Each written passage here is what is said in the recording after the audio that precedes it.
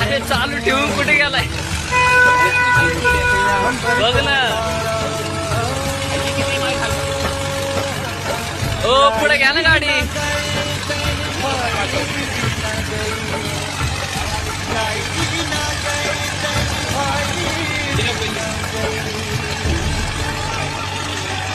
जबरदस्त ड्रायव्हर आहे वो. जरा तेच माग जाणं बघ ना.